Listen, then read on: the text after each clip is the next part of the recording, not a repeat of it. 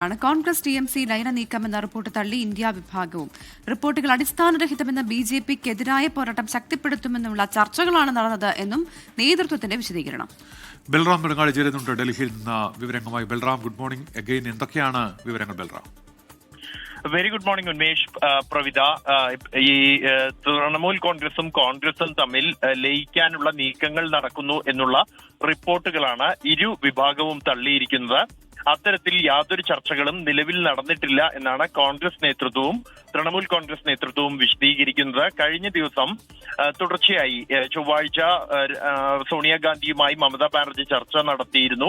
ഒപ്പം തന്നെ കഴിഞ്ഞ ദിവസം രാഹുൽ ഗാന്ധി അഭിഷേക് ബാനർജിയും തമ്മിൽ കൂടിക്കാഴ്ച നടത്തിയിരുന്നു. ഇത് ദീർഘമായ കൂടിക്കാഴ്ചകളാണ്. സാധാരണ നിലയിൽ സോണിയാഗാന്ധി അല്പസമയം മാത്രമാണ് കൂടിക്കാഴ്ചകൾക്ക് സമയം അനുവദിക്കാറുള്ളത് എങ്കിൽ മമതാ ബാനർജിയുമായി ഏതാണ്ട് 50 മിനിറ്റോളം നീണ്ടുനിന്ന ചർച്ചകളാണ് നടന്നത്.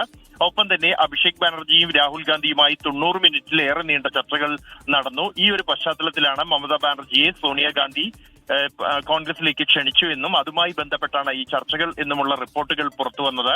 എന്തായാലും ഇക്കാര്യമാണ് ഇരു വിഭാഗവും ഈ ഘട്ടത്തിൽ നിഷേധിക്കുന്നത്. എന്നാൽ ഭാവിയിൽ അത്തരത്തിലുള്ള ഒരു ലയന സാധ്യതകൾ തള്ളിക്കളയുന്നില്ല ഇരു വിഭാഗവും എന്നുള്ളത് ശ്രദ്ധേയമാണ്.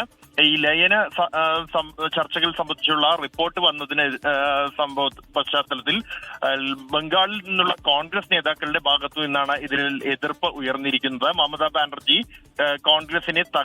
ബംഗാളിലെ കോൺഗ്രസിനെ തകർത്ത വ്യക്തിയാണ് എന്നുള്ളത് മറക്കരുത് എന്നുള്ള പ്രതികരണങ്ങൾ വന്നിരിക്കുന്നു. അധിർ രഞ്ജൻ ചൌധരിയാണ് ഇത്തരത്തിൽ ഒരു പ്രതികരണം നടത്തിയിരിക്കുന്നത്. കൂടാതെ ബംഗാളിൽ കഴിഞ്ഞ 15 വർഷത്തെ ഭരണത്തിന്റെയും അഴിമതിയുടെയും ബാധ്യത കോൺഗ്രസിന് ഏൽക്കേണ്ടി വരും എന്നുള്ള പ്രതികരണവും കോൺഗ്രസ് നേതാക്കളുടെ ഭാഗത്തു നിന്നും ഉണ്ടായിട്ടുണ്ട്. എന്തായാലും ഈ തൃണമൂൽ കോൺഗ്രസിലെ പ്രതിസന്ധിയെ തുടർന്ന് അത്തരത്തിലുള്ള ചർച്ചകൾ ഉൾപ്പെടെ നടന്നു വരുന്നു എന്ന റിപ്പോർട്ടുകൾ തന്നെയാണ് നിലവിലുള്ളത്. എന്നാൽ ഉടൻ ഒരു ലയന സാധ്യത അക്കാര്യം തള്ളിക്കളയുകയാണ്. നിലവിൽ ചർച്ച നടത്തിയത് ഇന്ത്യ സഖ്യത്തെ കൂടുതൽ ശക്തമാക്കുന്നതിനും ബംഗാളിൽ ബിജെപിക്കെതിരായ പോരാട്ടം അത് ഒന്നിച്ചുള്ള പോരാട്ടം ശക്തമാക്കുന്നതിനെ കുറിച്ചുമുള്ള ചർച്ചകളാണ് സോണിയാഗാന്ധിയും മമതാ ബാനർജിയും ഒപ്പം തന്നെ അഭിഷേകും രാഹുലും തമ്മിൽ നടത്തിയത് എന്നുമുള്ളതാണ് ഇരു പാർട്ടികളുടെ ഭാഗത്തു നിന്നും ലഭിക്കുന്ന വിശദീകരണം.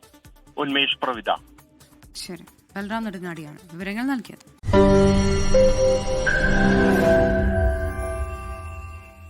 ലോകത്തെവിടെയായാലും ഏത് സമയത്തും 24 വാർത്തകളും ഓഗ്മെന്റഡ് റിയാലിറ്റി പാക്കേജുകളും എക്സ്പ്ലെയിനറുകളും വിശദമായി കാണാൻ ഞങ്ങളുടെ യൂട്യൂബ് ചാനൽ നിങ്ങൾക്ക് സബ്സ്ക്രൈബ് ചെയ്യാം.